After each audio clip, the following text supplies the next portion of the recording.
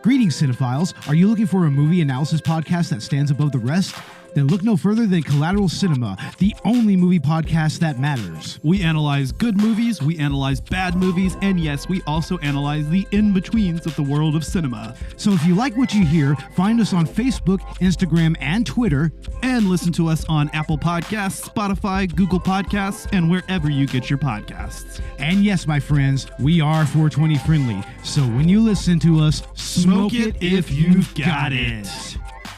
And now, here's a new episode of Collateral Gaming. The show starts right now.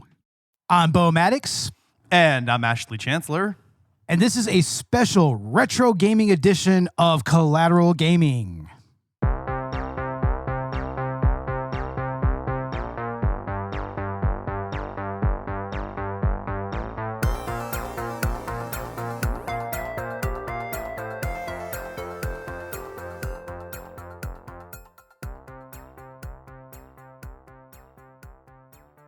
Welcome to Collateral Gaming, the only video game podcast that matters, where we focus on good games, bad games, and everything else in between in the world of gaming. We are podcasting straight out of somewhere in South Texas. And yes, my friends, we are a 420 friendly podcast. So whatever you have, be it dabs, blunts, bongs, or joints, smoke it if you've got it. Hell yes. And yes, this is yours truly, Bo Maddox, actually hosting an episode of Collateral Gaming for a change, which is kind of a new experience for me. I mean, yeah. I do like coming on this podcast to talk about video games, especially retro games, but I don't think that I've really done a whole lot of hosting here, so hopefully this will go smoothly. I think this might be your first time taking the lead, actually. But I was like, yeah, this is Bo's episode. I was like, you should take the lead on this one. Absolutely. And I'm game for it. I'm game for it. Fuck yeah. And we're talking about a game that really has an interesting place in gaming history and also when it comes to just straight up nostalgia about like the late 80s and early 90s, because this just has that decade just dripping off of it just everywhere. It oozes late 80s, early 90s, and I just love it, right? It totally does. This feels like an late 80s, early 90s B-movie slasher. That's what it feels like. I mean, kind of, sort of, but like watered down. Obviously, watered down quite a bit, which is ironic considering the controversy surrounding this game. But I know we'll get into that. Oh, yes, we will definitely get into that. Of course, we are talking about Night Trap, the Sega CD, full motion video, interactive gaming movie experience thingy, I guess you could call it. This was something that was really, really ahead of its time, but also of its time. There's a lot of stuff that I like that kind of fits that criteria where, even though it has a lot of like fashion and cultural cliches from a specific period, it's also kind of timeless, Yeah. And I feel like this game 100% fits that trope to a T. 100%. And a big part of that, too, I think, is also because there is a remaster of this game available called Night Trap 25th Anniversary Edition, and that's the version that I played. So I think Limited Run Games was involved in that, or at least the physical production of those. But this is the ideal way to experience this game because the 25th Anniversary Edition restores all of the and in fact it enhances everything, and so what you get is full resolution video and audio that wasn't possible on the Sega CD. And so, and also quite a few quality of life improvements that just like completely make this experience actually like palatable. Yeah, I mean the actual game's UI is very similar to the original, but it's a lot more detailed. Like, I mean, you actually have like little previews on the video screens on the bottom of the the main screen and everything. Yeah. You know, so you could kind of get an idea of when augurs are coming in or when an actual story beat is happening and everything. Not that that Yes. helps anything particularly, but we'll get into that here in a second. But yeah, I know, like with the dynamic icons on the bottom, like that changes everything. It really does. Yes, you have an actual flashing meter that actually shows you when the augurs are close to the traps and when to trigger them. And also it's a little easier to follow the weird color-coded system that they use in order to activate the traps. Yeah. Like I think there's little segments where the main characters, the family that's trying to trap all these teenagers, like they're like changing the security codes like constantly, and you kind of have to stay on top of that in order to really if you want to get like enough augurs to get a decent score, get a decent ending. Yeah, I struggled with that because I tried. I can't tell you how many times I tried just to get to that first color change and get to the scene early enough while capturing all the augurs along the way. There was a certain point, like I went through an initial playthrough of this game, and then there was a certain point where I was like, okay, I need to use a guide for this. And so I was starting to look by the time codes, but like I still could not get that exactly right to. Now I have it down to a science, and I've completed this game, and I've done a perfect run, by the way. That took quite a bit of effort from me, but I've done a perfect run of this game. But yeah, like even getting to like the first color change, because you have to sit there and listen and wait for them, because the color changes are the one part of this game that's randomized. There are 4 color changes that are at scripted points during the game, but they're completely random which colors they're going to change to. So you have to sit there and wait for them. What's really funny about this too is on some of these scenes you can really tell that they just like ADR'd the shit out of those. Oh yes, definitely. I mean, yeah, we'll get into the actual production of this here in a little bit because that's kind of interesting in its own right. Yeah. But yeah, I mean, the way that the game is kind of outlined and everything, and it's like, yeah, you kind of have to really throw caution into the wind if you really want to throw the story by the wayside if you actually want to get all the augurs and get an actual good ending. Yeah. Otherwise, like if you actually want to get the gist of the story for this, you're pretty much just going to have to accept that you're going to get the bad ending, because I mean that's really the only way that you can kind of follow the story but still, you know, capture enough augurs to, you know, justify moving the game forward and getting to the color changes and everything. So it's like, you know, it's a balancing act more or less. No, it really is. And that was my main issue with the game. And this game is cited as like one of the worst video games of all time. I don't agree with that. I don't think it's a bad game. But one thing that certainly hampers the experience is the fact that, yeah, if you want to actually get a perfect run of the game, or even get enough augurs down to actually complete the game and get a good ending, you have to completely eschew the story. Like you have to like literally like just ignore all of the story moments. In fact, you know, we really haven't broken this down and talked about what this is, because this is kind of a niche thing. So I imagine there might be a lot of listeners that are kind of confused. The way that this game is structured, okay, so this came in during the FMV era of video games. The way this is done, and in some ways it's kind of ahead of its time, and it may remind you of some other things, but what you're doing is you're flipping between 8 different rooms in this household, which are all displayed through full motion video. You know, like I said, this is the FMV era. And you're switching between multiple different surveillance cameras in these 8 rooms. And there are traps in these rooms that can be executed by hitting the button exactly at the right time when the augurs, which are these like half vampires, they're like vampires that have been drained, that haven't received enough blood to actually be full vampires, so they need more blood. They can't bite. There's a whole thing behind why the augurs are the way they are, and I'm sure we'll get into that later. But yeah. But yeah, like these augurs are just coming around through the house, and you've got to capture them. And if you don't capture enough of them, the game will actually end prematurely. But you've got to flip through and track the augurs and protect these high school girls that are there in the house with a family of vampires that are trying to capture them.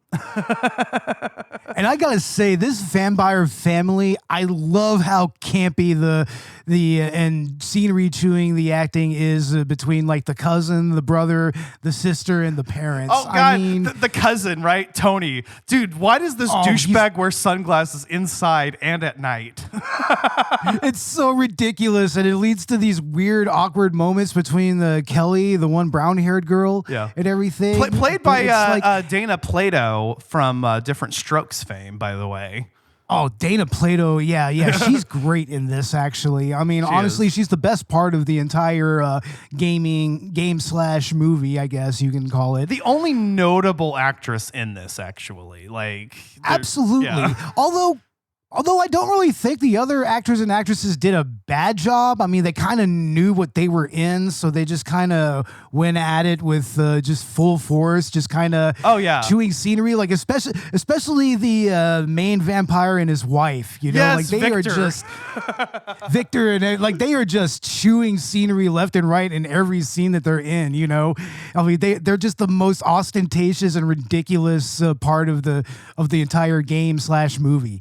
I mean, I mean, especially the interaction with his wife and everything. Like she's just like saying, "Oh, that's your craftsmanship. You know, you did such a great job, honey." Like just so doting and everything. Like even with all these straight up commandos, this tactical squad, pretty much surrounding them with automatic firearms and shit, but they just don't give a fuck because they're vampires, and they're just like, "Oh, I mean, we're just trying to help the augurs, you know." Yeah, that's what they're trying to do. They're trying to get enough blood to cure the augurs and help them become vampires and everything out of like philanthropy or something like that. That's the reason this whole system is set up. So there's this house with surveillance cameras with traps set in the house that are meant to capture people for the augurs. But you play a SCAT. I'm not kidding. That's the name of the team. Super Control. SCAT. What is it? Super Control. Something tactical squad or something. Action like that. tactical, but originally it was like Sega Control or something in the original version of this. But they're literally called SCAT. And you're playing an operative that has overrode the security cameras and the traps. Unbeknownst to the Martins, the vampire family. So yeah, I mean, so you're ostensibly the one who has to trap all the augurs and prevent them from capturing any of the cast members. Which, you know, I think that there are moments where like you can allow them to be caught, or you can trap the augurs and actually save some of the characters and help them out and everything. Yeah, you'll get either a bad ending or an early game over if you let one of the main cast members die, including the infamous bathroom scene. Yeah, that bathroom scene. There is nothing about it that's really that big. Let's go ahead and just get this out of the way, like right here, right now. Yeah. This entire game is probably no more or less dark or graphic than, let's say, an average episode of Are You Afraid of the Dark on Nickelodeon? Or Goosebumps. That's really what it is. It's practically like a sitcom almost. If you put a laugh track on some of this, it might actually work as a late 80s, early 90s sitcom, a la Family Matters or what's another good one? Every Step You Take, or whatever it's called. I don't remember. Just any one of those TGIF styled sitcoms or anything, or even some of the sitcoms that you saw on Nickelodeon, like Clarissa Explains It All or something like that. Yeah, you know, it has that vibe to it. If you added a laugh track, it would fit that perfectly. It's campy as fuck. And what's so wild about this is that apparently this game, alongside Mortal Kombat, is one of the reasons that the ESRB rating exists today. And I do believe the ESRB rating needed to exist. And I would agree that Mortal Kombat is one of the games that probably necessitated that. But Night Trap?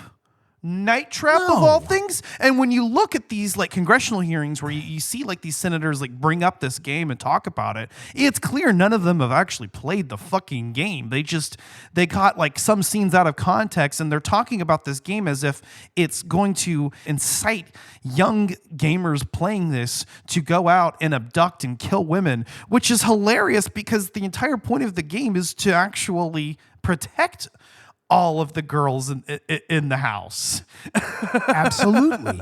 And once again, much like the full motion video era of gaming, which kind of brought its own type of controversies to the fore that also helped influence the whole ESRB thing. Games like Harvester, Phantasmagoria, and the like, Yeah.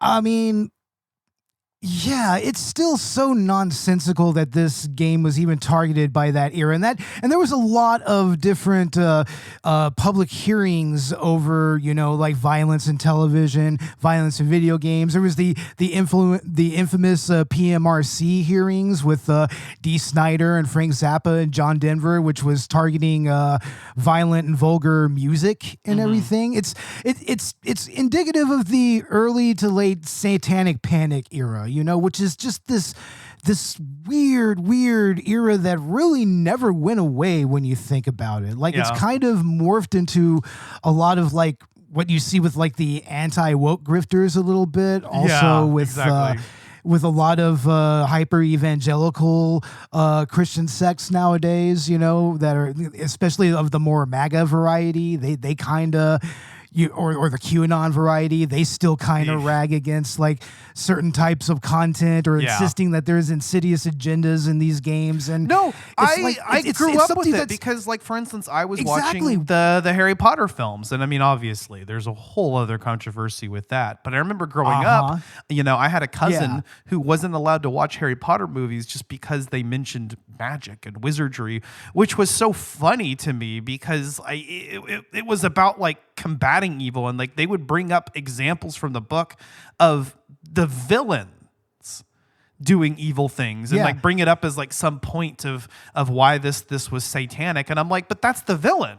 Like, you do get that, right? And that's the exact same discourse that was around this game, is they would talk about things that the augurs were doing, the bad guys who you were supposed to capture, and God forbid there's a scene where they capture one of the girls in the bathroom, and you can prevent it, by the way. You're supposed to prevent it from happening. The only way you see this scene is if you don't activate the clearly timed night trap activation. Like it's practically given to you, and you see this scene where they extract the blood from her. By the way, the developers behind this had to actually remove the idea of vampires biting people, because that was an example of reproducible violence. That's also the reason why it was vampires in the first place. It was originally going to be ninjas.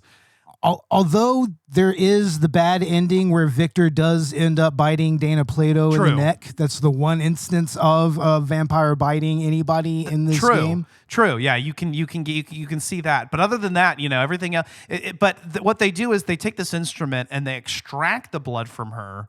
And in that way, it's sort of gruesome. I mean, I can kind of see why the scene is a little unsettling, because they like drill into her neck and pump blood out. But it's nothing that you haven't seen in movies before, and it's it can only be charitably shown to be blood. Honestly, it's just kind of a clear red liquid more than anything. It's not really even that particularly red, and that's notable because this is a very heavily saturated filming style. The color grading is very, very saturated. Another change that was made during production, I think, to appease this and make this look a little bit less dark and more palatable to a casual audience, especially because the scenes looked realistic and they were using like real people. Yeah.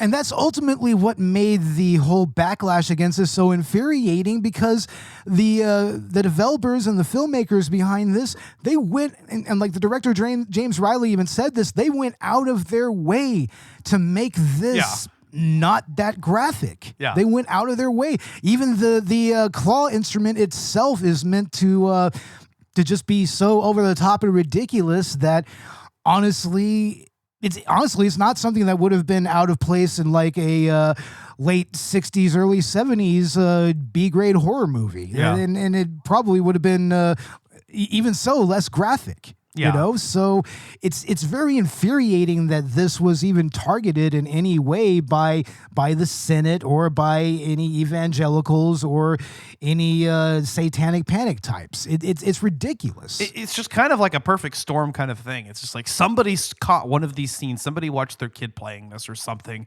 and walked in at the wrong moment. I mean, we all know the meme, you know. It's like when I'm watching the movie, when my parents walk in, right? Like someone's parent walked in while they were going through one of the more like gruesome scenes and was like, "Oh my God, what are you playing? Like, this is real people. These graphics, they don't look pixelated and that's horrible and graphic, you know." And then made a whole thing about it. And you listen to these parents, you listen to these senators talk about it, and it's obvious that they have not played the game. I think you know, like the creator was there and literally in the hearings was like, "You haven't played the game, have you?" "No, it's filth. I would never." And I'm like, "But you don't even understand." But I'll tell you what, it worked out in favor of Night Trap, because the reason why this game's sales went as high as they did, because this would have been just one of those like niche forgotten things. But this actually did have a little bit of discourse, and a lot of people actually did buy this game because of the controversy. It's pretty much an early example of the Streisand effect in full effect. Yeah. You know, I mean, the infamy is what ultimately brought profit to the game developers and the filmmakers and everything. So, yeah, it worked out in Night Trap's favor 100%, which is especially hilarious since, you know, they had the senior VP of Nintendo of America at that hearing saying that Night Trap would never, ever, ever release on a Nintendo platform. And, well, Ash, what did you play this game on? I played this game on Nintendo Switch 2. So there you have it, man. I mean, that says it all right there, right? Yeah. I played the 25th anniversary edition. As I mentioned before, that's definitely the version of this to play, because the Sega CD was just not capable of showing these full motion video cutscenes. I mean, for fuck's sake, it takes like just a small part of the screen. Well, and that's the max resolution they could do. But here's the thing. It's one of those you had to have been there moments, because, you know, that was around the time that also the 3DO was out, you know, which was its own type of full motion video thing, and the CDI and everything had similar games and whatnot. So, I mean, it was a really interesting time in gaming, because everybody was really, really convinced that this was the future of gaming, like to the point where you had games like, you know, Killing Time, what we played on Shooter Saturday not too long ago. You had you know, stuff like Phantasmagoria and Harvester, which interestingly enough is far more graphic than anything in Night Trap. I mean, there's literal gore effects in like Phantasmagoria that's almost at the same level as your average 90s B-grade horror film, like something that you would see in like Full Moon movies or something like that from that time. So, like, once again, it's so strange to me that this is one of the games, along with Mortal Kombat and also, you know, Doom and Lethal Enforcers, which have their own weird reasons for being targeted. I mean, Lethal Enforcers, you were literally a cop shooting criminals, so I don't know what the deal was with that, but yeah, it's just really, it was a really infuriating time if you were into gaming, and but you know, what happened in Columbine didn't help at all, you know, especially with Klebold and Harris having made Doom WADs, which, you know, we've talked about on the Doom episodes of Collateral Gaming. But, you know, like I said, there's just way more graphic examples of full motion video that could have been brought up. But, you know, no, it had to be Night Trap. Yeah. Go figure, right? Night Trap of all things just is the one thing that happened to come out onto the scene. And it's so funny because I mean, yeah, this game definitely represents the FMV era of video gaming. Everybody thought that this was the next big thing, and they really tried to capitalize on that. And then that goes back to this game's original prototype. On the 25th anniversary edition, they actually have, for the first time playable, the original prototype, Scene of the Crime for Night Trap. And that's an interesting premise. It's almost the same thing. It takes the surveillance camera idea, which, by the way, ahead of its time, right? I mean, this is the kind of stuff we would see at Five Nights at Freddy's. Yeah. We do need to get into how this obviously inspired Five Nights at Freddy's. I mean, it's pretty much the same game design, but I mean, it was actually kind of streamlined in FNAF, to where you're not missing story beats or anything. Yeah, that's the main problem. But yeah, like Five Nights at Freddy's, but also interactive movies in general, like the Telltale games. Yes. Until Dawn, Dispatch, recent example. I mean, all of these kind of come back to this era of gaming, games like this. But hell, even remember when we did Bandersnatch, Black Mirror? Yep. On Netflix. Yep, that was one of our that's actually first episodes of Collateral Gaming. It was a collab episode, and yeah, it was kind of a similar idea actually, and that was just released on Netflix, as a series. Whereas this was released as a video game.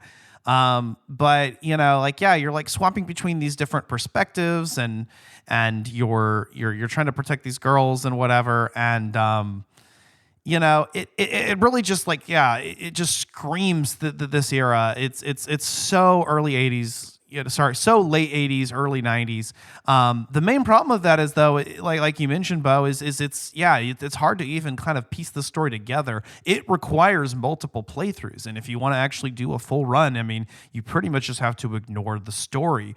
That's one thing that the 25th anniversary edition gets right, and that's that you actually have these little previews.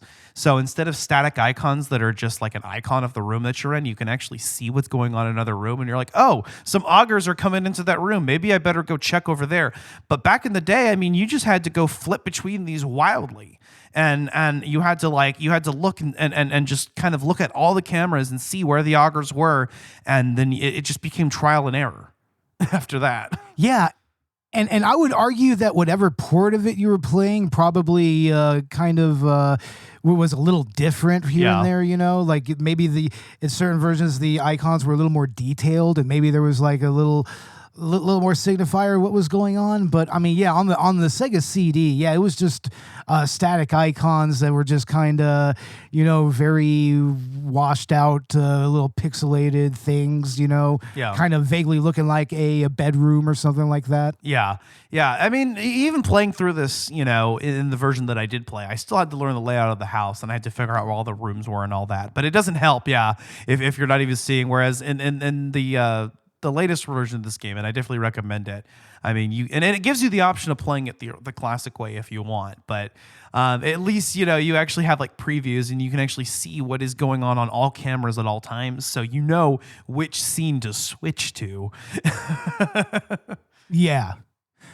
But also, if you want to just get a good gist of what the storyline is, there's actually a lot of different cuts of the actual cutscenes of this on YouTube. Yeah, I watched a version that ended with the bad ending, incidentally, but it did have about the most full cut of the story in progression, and even finding ways to get some of the trapping scenes with the augurs and put them in there that actually kind of flowed and made sense and everything. So, I mean, if you want to, I would say play the game and try to get all the augurs. And if you want to get the story, just go on YouTube and just check it out, or just throw all caution in the wind and just, just don't worry about getting all the augurs and just worry about following the story. Well, You yeah, don't get the bad ending. That's kind of how you have to play this game, and that's the way it was designed, is so that you had to play through it multiple times in order to view. And then there were times where I did that, where I was just replaying it, trying to get a perfect game. I would have brief moments where there weren't any augers, there were no timestamps that I need to worry about. I had like a good minute or two to actually look at a scene, but I would notice that there were two different scenes going on, and in one scene, you're watching and you're looking at the family and what they're planning, and they give some like cryptic information out. But the other scene is introducing the teenagers and them coming to the house and getting their dynamic and learning who all the characters are. So, you know, there are definitely moments where you can focus on one scene or the other. But for me, for most of this game, I didn't have the patience to play through this multiple times and not be forgetting the good ending. So I got to a point where I was like, okay, let me just get all the augers, and then I'll go on YouTube and I'll watch a cut of this. And there are a few of them that will show you just a cut of all the stories, of all the story cutscenes that are important, the ones that you miss if you're actually trying to do what the game does. And I think that's kind of one of the goals, is that it's almost putting you in the role of like, okay, if you actually want to get the good ending, you have to actually behave like an operative and not give a fuck what's going on and just focus on getting the augers. But what's nice is that you can come after this, and if you're sick of it and you don't want to play through this multiple times to get the story, you can just go on YouTube, and it actually feels like a movie. It really does. It feels like something you would have watched in the 80s or 90s, one of those B movies. And it actually has an interesting plot, and there were just so many different plot lines that I completely missed out on while playing this, like who the fuck this Eddie character is, or why Danny, the little brother of one of the girls, has a weapon that shows up in some scenes. Yeah, let's talk about some of these characters, and I want to go ahead and start with Weird Eddie. Oh, Weird Eddie. He's a fake out, because there's a scene where he comes in as an augur, dressed as an augur, and so it actually gives you an indication to activate the trap at that moment, and you get a bad ending if you do. But if you step into the scene early enough, you can actually see him unmask and reveal, oh, hey, I'm Eddie. And I'm like, who the fuck are you? But like, if you decided to actually view one of his cutscenes at an earlier point of the game, you actually learn who he is. He's a neighbor. And Danny runs into him at one point, and he gives him the weapon. That's a badass fucking weapon as well, man. Yeah. I mean, it literally just blows augers up on contact. Yeah. It's like, that's really cool, yeah. And but Weird Eddie, yeah, we hardly knew ye. Yeah. It's like, rest in peace, Eddie. It's like, you deserved better. It's so funny too, because it's just kind of like, it's hard to even like keep track of all of these people, but also like sometimes I just wondered, like, where the fuck did characters go? I'm like, where are all the girls now? Like I think I'm supposed to be like protecting them, so I don't think they're all captured, but like where the fuck did they go? And it's like, it's so hard to even like get an idea of what's going on here with these characters when you're just trying to play the game. And that's its greatest fault. I will give it that, is that it doesn't it doesn't work in that way, which is interesting because of how much effort went into filming this, to writing this, because they didn't just have to get all these actors in to do their scenes, most of whom are not professional actors or have very little under their belt, but they also had to like time everything perfectly. And there's this whole like map that you can see that shows like all of the different timestamps and everything that's going on, and they had to really they really put in all this effort into even just the continuity to make sure that that a character was doing their lines perfectly on time, so that they were coming from this room to that room, and then you could switch to the other angle, and that was shot at a completely different point where they would be coming in, and that's where the scene continues. It's so interesting. Oh yeah, the director James Rowley said that the actual shooting script that they finally had by the time that they filmed it was basically as thick as a goddamn dictionary, even thicker. It was like just pages and pages and pages of just what goes on screen and how it moves into the next scene and everything. So and what scene triggers what and whatnot. So yeah, it's really interesting and really complex how they actually managed to film this and piece it together. But it still led to such a weird and disjointed presentation. you know? Yeah, very disjointed, and it's like your first playthrough, you're kind of like, huh? You eventually get to a point where you piece the story together, and it's on its face, it's not that complicated. Okay, family of vampires, they're trapping teenage girls. You're playing as an operative of a team, the SCAT team, to try to figure out why people are going missing, and that's it. And you're protecting them from these like half vampires that are going around the whole time, but. Even so, it's just so hard to keep track of. It really is. It really is. But I mean, what even sucks about that is that there's actually some likable characters in this, like most of the girls are actually quite, even though they're not great actors or anything, they actually give their all in their roles and everything. Yeah, and I mean, like you mentioned, some of these actors even like deliberately ham it up and are great, and it's you're just totally buying into it. But it's like you have to actually spend time with these characters to actually see them in action and like see what they're doing and whatnot. Absolutely, like my girl Megan. Man, she's the shit, dude. Like, she's the one that actually has that infamous song and dance moment. The moment where they start singing the Night Trap theme song. It's like that is fantastic, and that just makes her like the funnest character in the entire game. Honestly, she's so fun. Of course, you have You have to watch that scene. You have Dana Plato as well, and you have Dana Plato as well. In addition to the performances, which are fun, I thought that even like the way that these scenes were shot was really good, and then that's in part due to the fact that Don fucking Burgess was the DP on this motherfucker who shot Forrest Gump with Zemeckis. He would go on to do that, man. And he did Night Trap of all things.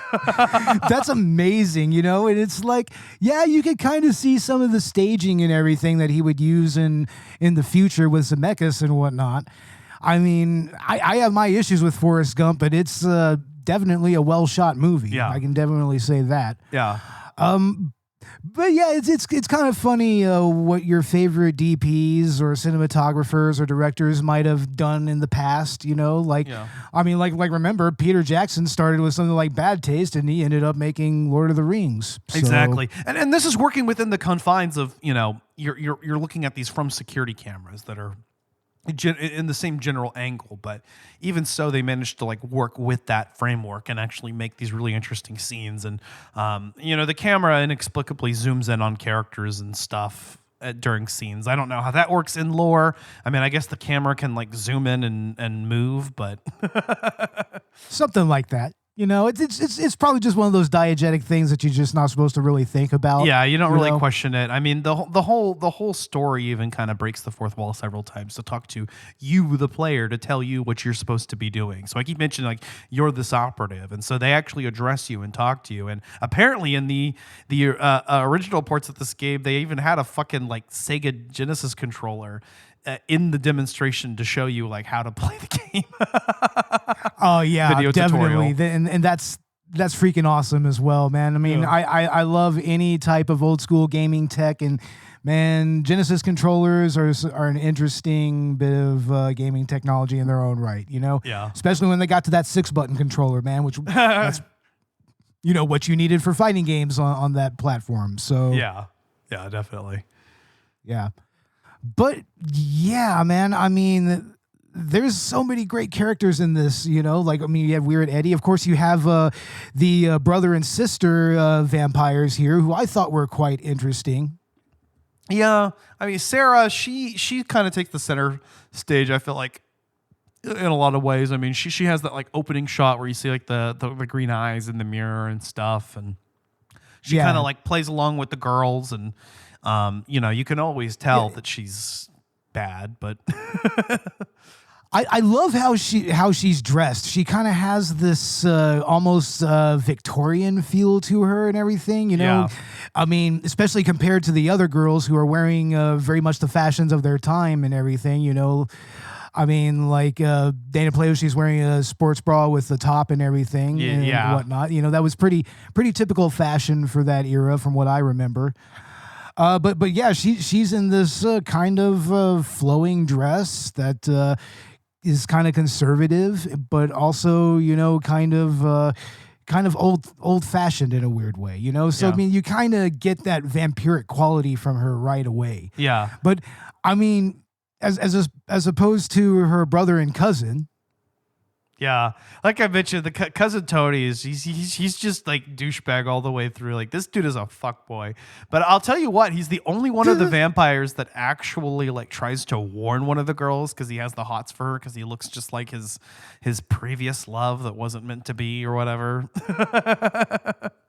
Yep, it's a tragic love story that every vampire has, I guess. It's that whole trope of, oh hey, here's a modern era girl who looks just like my long lost love for some reason, but we never explain it. Well, that it kind of goes back to Dracula, you know. Exactly. I mean, it goes back to a similar Dracula. thing. Yeah, we've seen that trope many times over. Yeah.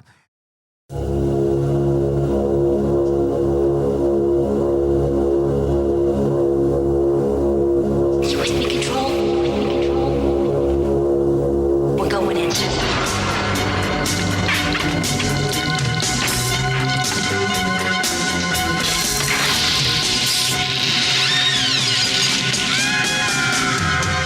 we're in this huge house with all your friends. We have telephones, we have a car, your parents are gone, and you say so? Come on, Sarah, what's the first thing you think of? Party!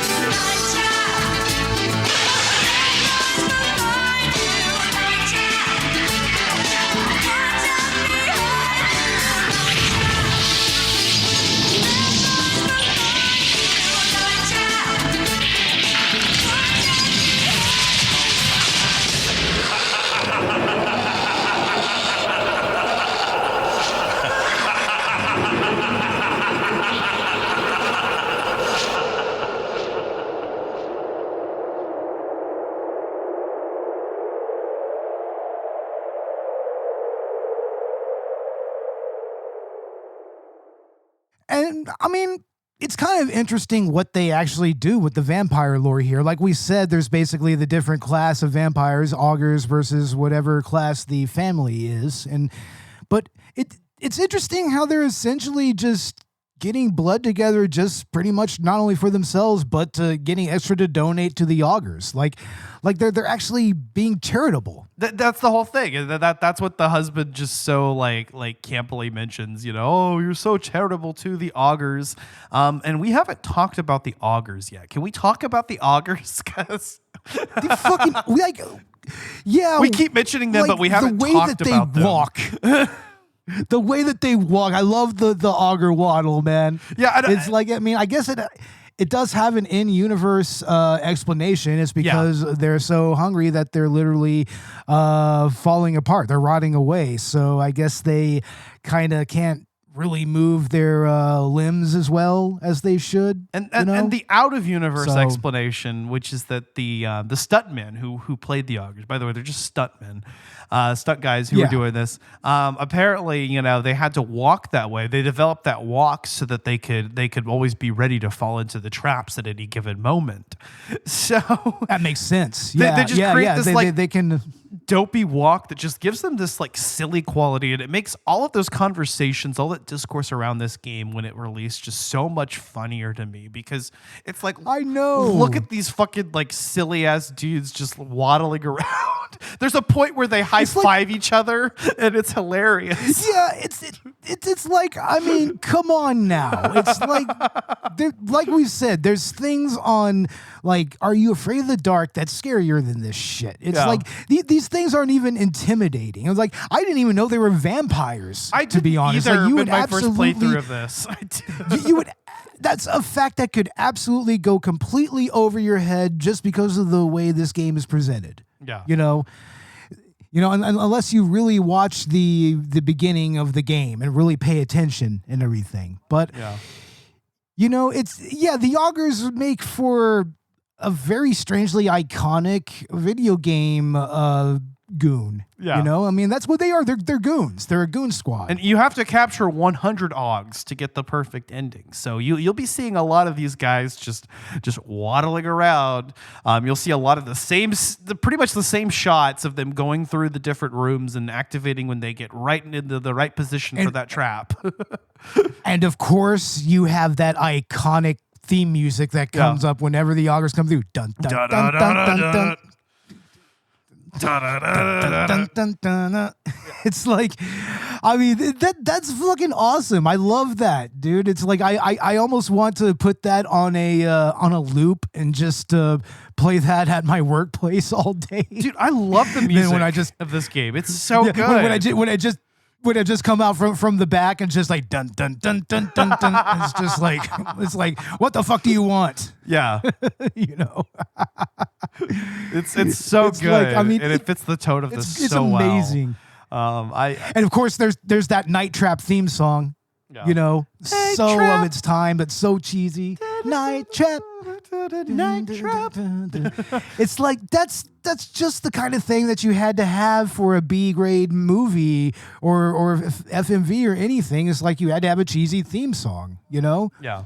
I mean, even going back to like Jason Takes Manhattan, Yeah. you know, or the Nightmare on Elm Street movies. They had like goddamn Winger making a song for them and everything. So yeah, you kind of had to have that. Yeah. Well, and that goes back to the fact that they deliberately cheesed this up to just get under the radar and for Hasbro to get on board with this and sell this thing, you know. And the big thing was that you were using, you know, full motion video cutscenes of real people. So, you know, they really had to struggle hard, you know, and they you know, made it a lot more colorful. And they even changed the initial premise from ninja burglars trying to secure a fortune, which you know, closely resembles the original prototype. I meant to talk about that earlier, Yeah. and then I got on a whole other trail. But no, we should talk about Scene of the Crime. Yeah, Scene of the Crime, because I played it now, and what it comes back to is it takes the surveillance cameras, but it has you actually follow the movements of these different guests that are at this house, all of whom are trying to get their hands on the owner's fortune. He explains this to you, puts it in the safe right in front of your eyes. And you can sit there in the room and watch everybody that comes in and see who tries to actually, you know, take the money out of the safe. But it's actually kind of hard to tell. The lights are off and several people come in and out, and it's not clear who opened it and who took anything from it from that one camera angle. But so you actually have to move around the house and look at these characters and follow them in order to try to figure out who it is. yeah, it's kind of interesting how it just has that different type of gameplay mechanic. It's like you're not trying to trap anybody; you're trying to deduce who actually stole the fortune and everything. Yeah. So it's not so much a game of you know, of numbers management, you know, of, you know, trying to get enough augers to go to the next scene and everything. It's more like you're trying to just keep an eye on all these characters and just kind of deduce who actually took the money. Yeah, and it makes it interesting to go through it for multiple playthroughs, because you can kind of watch all of these characters and figure out what their motives are, figure out what their plan are, because everybody is attempting to steal it, but it's just like one person, you know, seems to be the only one that actually is able to get away with it, unless you guess her. But yeah, it was really cool. And so Night Trap was kind of the expansion of that. They took that prototype and they're like, okay, what can we do to make this more interactive, more like a video game? Well, it's like, well, how about we have this like eccentric billionaire who, yeah, not only has his whole house, you know, surveyed by video, but he has all these traps set up to protect him. And so originally you were supposed to be protecting your treasure from these ninja burglars, but also the daughter had like her friends over for a slumber party. And so that's where the teenage girls coming to stay the night comes in. But over time, you know, they realized that ninja burglars was might have been a little bit too dark, so they actually decided to go more silly. And this was going to the idea of reproducible violence. This was like Hasbro's standard or something, but they needed to do something that couldn't be reproducible, so they made them vampires. And then they made it to where they're not even full vampires and they can't even bite. I would have more or less preferred to just keep the ninja burglars, honestly, man. I mean, that sounds more badass than anything. That doesn't sound dark. But you know, they think about it, I mean, though, it made Night Trap just so much more eclectic as a result, and made it what it actually is, which is just this silly, goofy ass plot. You know, and all these things that come together, because, you know, when you go back through and you watch, like, for instance, the cut of this movie that just shows you all the cut scenes or whatever, intercut in a way that a movie would, without that whole premise, it kind of just comes across as, okay, yeah, it's just like a kind of a B movie, campy vampire kind of slasher, but watered down and neutered. But like you add all these other elements to it, and it just becomes like just so ridiculous. It does, man. I mean, honestly, yeah. I mean, with all that said, I do appreciate what this game became and what it was trying to do at the end of the day. Like I have a load of respect for the crew and the cast and everything who made this. You could tell they were having a blast doing it. Exactly, they're having a fun time making this, man. It's like, and why wouldn't you? Yeah. I mean, even doing all those ridiculous traps and everything. I mean, those were kind of ingenious pieces of set design in their own right. You know, simple but ingenious. Yeah, exactly. But I mean, yeah, it looked like it was just a lot of fun to make. Like, I mean, there is behind the scenes footage. I think that it was released with the 25th anniversary edition, and it does show, like, for instance, the filming of the infamous bathroom nighty scene and everything. Yeah. And yeah, it was just a very simple, straightforward production, but they just had to follow that mountain of a script that they had and everything, and time everything properly. Yeah. Yeah, I imagine there were some difficulties doing it, but it looked like everybody was having fun with it. It looked like they were just laughing and having a good time. And why wouldn't you? It's such a fun concept. Like, imagine like putting that like on your resume. Like, I was in Night Trap. Yeah, I mean, especially those stuntmen playing the augurs. I mean, them giving them that classic look and everything. For a very practical reason, like you said earlier. But I mean, they look hilarious on screen, man. Yeah. It's like you can't help but laugh at it. It's like, and that I think that's what makes this game so absolutely endearing at the end of the day. Definitely. Is that it's so of its time, but I mean it put forth some ideas that honestly have returned in gaming. Yes, 100%. And honestly, yeah, it's easy to pick up. You can play the 25th anniversary edition on Switch, PS4, Xbox, PC, all the modern consoles, and it even comes with like a bunch of bonus features and things. Some things that you can only look at after completing the game or getting certain endings.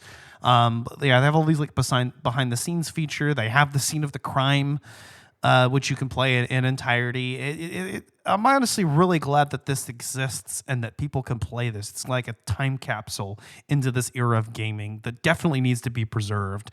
And thank God it was, because even if you watch this, like there are some like noticeable like visual glitches while you're watching the original footage, which has been restored, because the masters have just degraded over time.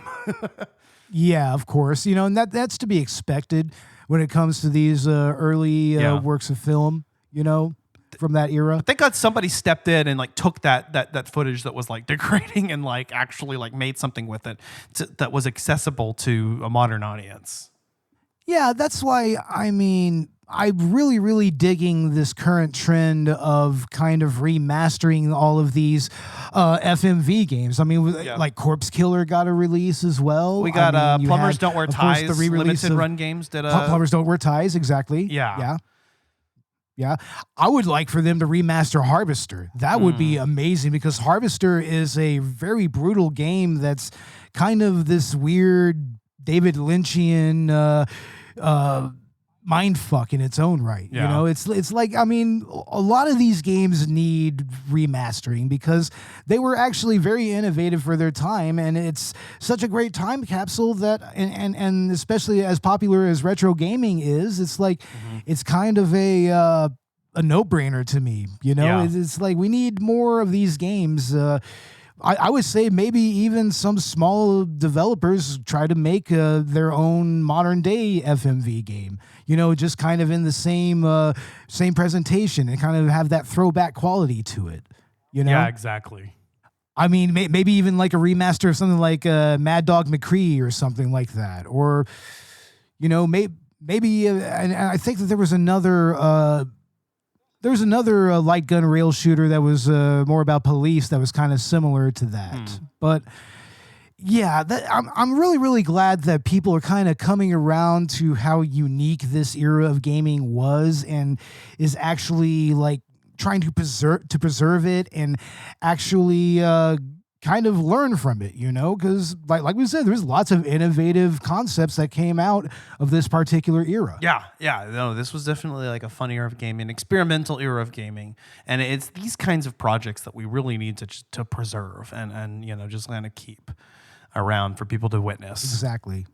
Especially Yes, something definitely. as significant as one of the games that basically caused the ESRB rating to exist.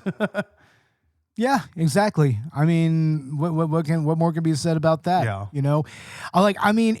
It's almost kind of worth it. I think that there's footage of the actual hearing on YouTube. It's Yeah. kind of worth it to go back and watch that and just see how ridiculous all of that actually was, and maybe ask yourself how different it is today. Yeah. If it's really any different. Right.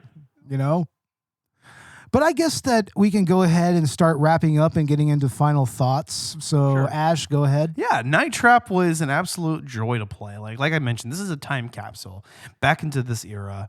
It was developed throughout the late '90s and finally released in the '90s. And it's phenomenal. I think this is something that just about anybody that calls himself a gamer should check out. Just as a history lesson, really, an experience. It has a very high replay value and just watching not only all of the different endings, but just getting more bits of the story and kind of following all these characters and also trying to get that perfect run. There's even we didn't mention it earlier, but there's a bonus cutscene that you can get. But for whatever reason, if you get a perfect game, the game actually gives you a cue and it gives you an opportunity to trap Kelly, the undercover girl that's part of the scout team. Dana Plato's character. I don't know why you would, but apparently, you could actually just capture her, I guess, just to be a dick. And that kind of has that 80s kind of like slasher, like last final bit at the end of it, which kind of completes it. Oh, absolutely. Yeah, those are always the best. That final twist, yeah. Yeah. But yeah, Night Trap was a hell of a lot of fun. It promises over an hour and a half of full motion video content, but you can honestly spend like an entire evening just exploring like everything that this game has to offer, and on all of the different endings that it has to do. If you don't get fed up with it at some point, I know I had to stretch it out sometimes and just be like, okay, no, because there's only like one checkpoint in the middle of the game, and other than that, you have to keep restarting it over and over and over. But it becomes a science. You learn. Like if you aren't following a guide that tells you what timestamps to go through, you're building one up in your mind. That that was one of the things I think people had to do back in the day before the internet was they just had to write down all the times. Like, okay, at this time you need to capture augers. At this this time you need to get the code change. Yeah, exactly. But it's fun. Yeah.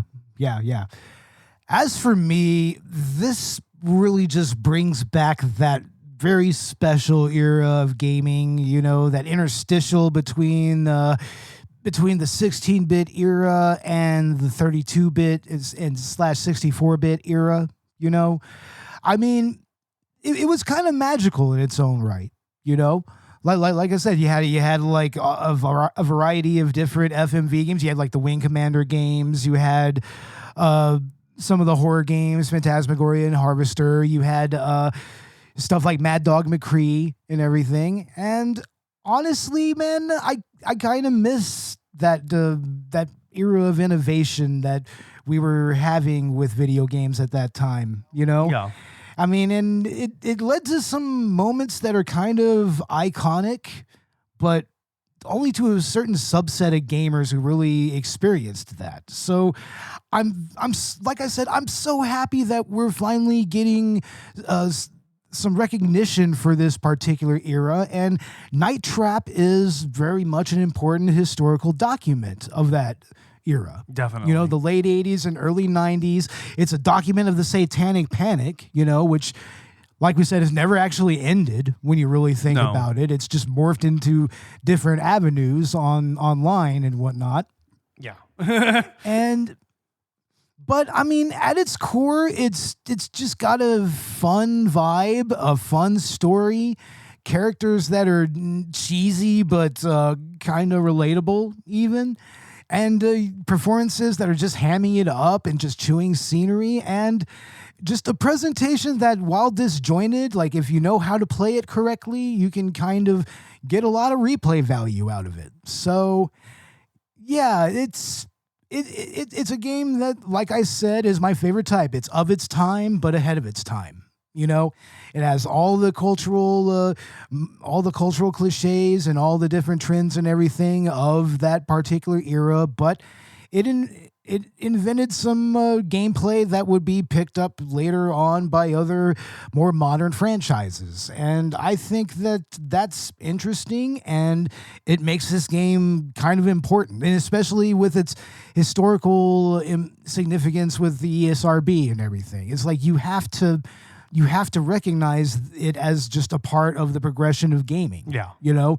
And I would argue that, honestly, those controversies regarding games like this, like Mortal Kombat, Doom, Carmageddon, Grand Theft Auto, Postal, and all of that, I mean, it kind of starts here, you know? And it's inexplicable, but it's a very interesting look into the mindset and the zeitgeist of that era. You know, and it's like, if people ever tell you that people weren't offended about things in the past, don't believe them. Yeah. It's like, people were offended by this, of all things. Of all things. People got offended by this. You know, this Clarissa Explains It All level fucking presentation and everything. It's practically Nickelodeon level. Yeah, exactly. You know, if not TGIF level, you know. So, yeah, this is definitely something that you might want to go ahead and try to own. And, I mean, if you can maybe play one of the original versions on a console, I mean, by all means, go ahead and try. I mean, it's probably expensive as fuck, but I mean, at least get this 25th anniversary edition and just go through all of it, go through all the special features and everything. It's an interesting document in the history of gaming, and it should be experienced, you know, any way you can. Yeah, exactly. Yeah. I believe there's even a browser version of it if you want to play the browser version of maybe one of the earlier ports. So yeah, you can easily find this game and play it if you absolutely need to. It's definitely accessible, and that's good. Yes, it is. Yeah. Hell yeah. But anyways, that's our episode on Night Trap. Ash, what's going on with Collateral Gaming, and what's coming up in next in line? Well, our next episode is going to be Vandal Hearts. That was another one of your picks, Bo, so I'm excited to play that. I love tactical RPGs, so it'll be cool to get some more retro gaming content in. And do that. Also, I want to do a bonus round episode as soon as possible. Essentially, as soon as I finish the last route of this game, which is the 100-line Last Defense Academy. I'm down now to the comedy route, which is touted as the worst route of the game, and I've pretty much uncovered like all the most exciting stuff, so I'm kind of dragging my feet on it, but I'm going to finish that and do an episode on it, because the 100 line has been consuming a lot of my time, and I definitely want to talk about it. I have a lot more to say about it than when I did an episode on it before. Also, Resident Evil Requiem just came out, so we are definitely going to be doing a game lunch review on that very soon. I am working my way through the game, and that's what's actually consuming most of my time lately is playing more Resident Evil Requiem, because it's so fucking good. Oh my God, I want to play that so badly. It looks amazing. Yeah, but I'll come down and we'll play some together, and hopefully I can have both you and Dan, maybe Zach too, on an episode, and we can cover that, because yeah, Resident Evil Requiem is awesome, and I've been playing it on Switch too, and it's a fantastic port. Visually as good as the Final Fantasy VII Remake port, but it actually targets 60 frames, and it's pretty smooth. It's a really good experience, and I think this is a game that will be touted as a model example of what the Switch 2 is capable of, because it's damn good. I think this is one of the first games that was actually developed with the hardware in mind while they were making it. So Nice. it's a good experience. I am very, very excited about that. And then we should be getting into, because this is February content. After that, we should be getting into our March content, which is Ark, which originally was January content, actually. But we're Megan and I will be talking about Ark Survival Evolved / Ascended finally. So stay tuned for that. And then I think after that is Bad Game April. So we'll be covering Mortal Kombat Mythology Sub-Zero and Big Rigs, another two of your picks, Bo. And That's going to be great. our 420 special will be a Let's Play of Pepsi Man. So we'll do a Collateral Gaming and Collateral Let's Play crossover again. And then we'll be wrapping up the season. Our season finale will be Clair Obscure Expedition 33. We're going to do a full 2-part episode on that. Like I mentioned, like with the 100 line, we've done kind of a half review of it before. We dedicated a game launch review to those 2 games. But now we're going to be doing a full 2-part review because it deserves it. I know the game's been glazed enough as it is, but God, did it have such an effect on me. And it's an incredible achievement for Sandfall Interactive, and I'm really excited to get into like the full spoiler details of this game with my with Zach and maybe some other people. Awesome. Hell yeah. Now, as for Collateral Cinema, we did our collab with Collateral Gaming on Return to Silent Hill. That is out right now. And very soon for March, we are going to have our 2-part Lord of the Rings trilogy review. We did the first episode, just Ash and I, and the second episode on Return of the King, we had Jim from Film Rage join us. So look for that in March, and then we will start winding our season down with Rocky 4. That will be with Derek from Hindsight Movie Reviews and the our friends from the podcast That Wouldn't Die. They will be with us on Rocky 5, I should say, on Rocky 5. And our season finale is going to be Solo or the 120 Days of Sodom, and that's going to have Kaylee from Once Over with Kaylee joining us. So yeah, look forward for that, and also our 420 special, which is going to be Mystery Science Theater 3000, the movie, and our Meek-versary episode, which will be Dead or Alive, and that's going to have Cat Bus Russ from the 90 for Chill podcast joining us on both of those episodes. Nice. So look forward to that. And then we're going to be wrapping things up with our season, and we'll be getting our post-season content together. So look for an announcement on that very soon. Fuck yeah. Also, check out Collateral Let's Play. We do have that on both the Collateral Gaming and Collateral Cinema YouTube channels. We did just get out a new Shooter Saturday episode on Resident Evil Requiem, so you can watch me playing through the opening sections of that. Not technically a shooter, but shooter adjacent. I figured I would delay our Battlefield 6 episode and cover that because I was just really excited to play it on release night. So I recorded myself doing that and released it just yesterday as of the time of recording this. Next Shooter Saturday will be the planned Battlefield 6 episode, and then we'll do some Black Ops 7, and then I think we'll jump back to some more retro shooters, boomer shooters. Phoenix Wright Wednesday, we are continuing our playthrough of Turnabout Samurai, and we should be getting into the final trial section of that here on our next episode. So next time Bo and I get together here later this month, we'll actually record that and start moving our way through the rest of that game. And also, we're doing Metroid Mondays right now. I have 3 episodes in so far of Metroid Zero Mission. And here on our next Metroid Monday, we'll probably be making our way to Torian and fighting Mother Brain. So that'll be fun, and we'll be wrapping up that game soon. And we'll be moving on through the Metroid game chronology. I think I'm going to be doing them in chronological order. So after Metroid 1, I would be going into the Metroid Prime series. So that'll be really fun. I'll start playing Metroid Prime Remastered on Switch and be able to play that with you guys. Yeah, that'll be awesome, man. The Metroid Prime games are amazing, especially Dude. the original 3. I mean, Yeah. Prime 4 wasn't amazing, but I'm still glad I played Yeah. it. I'm still glad it happened. Right on. But yeah, stay tuned for more Let's Play content. Here in the near future, I think I'll also just try to catch like new games, like with Resident Evil Requiem, like with Metroid Prime 4. Maybe just try to play new games that are coming out, especially the ones that I'm really excited about, and play them on release night, or even just games that I'm doing for the podcast. I mean, it would be nice probably to just do like something on like Ark, since I'm going to be playing a lot of that lately. Yeah, definitely. But yeah. All right. Well, very well. Well, Ash, where can you find Collateral Cinema and Collateral Gaming? Wherever you get your podcasts, we're on Apple, Spotify, Google, YouTube. And if you want to support the show, you can leave us a 5-star review on Apple Podcasts or feedback on your platform of choice, or help us rise through the ranks on Good Pods. We're also on social media. You'll have links in the show notes to that. And if you want to support the show, both Collateral Gaming and Cinema are now partners with W Energy. You can use the code CGamingPod to get 10% off your order. I have my order actually coming in right now.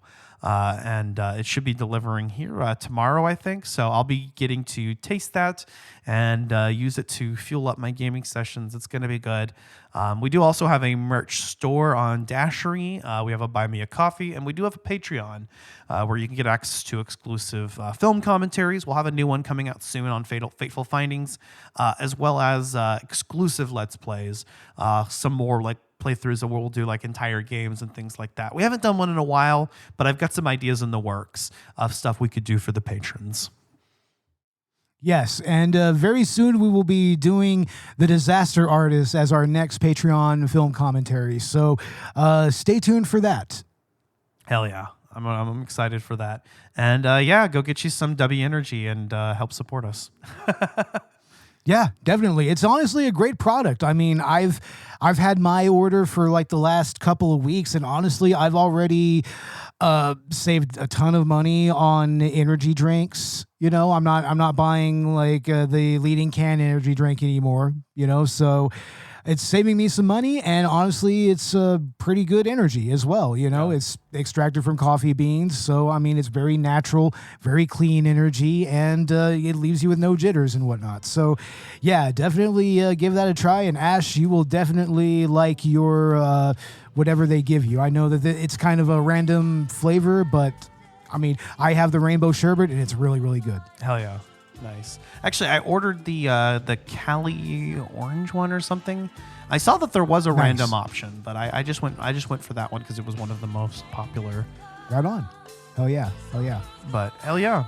Yeah, but anyway, I guess that we should go ahead and wrap this episode up. Do we have anything else to add? No, I think that's it, Bo. All right. And with that said, I am Bo the Augur Maddox. And I am Ashley, Final Girl Chancellor. And this was Collateral Gaming. See you for Vandal Hearts. Laters.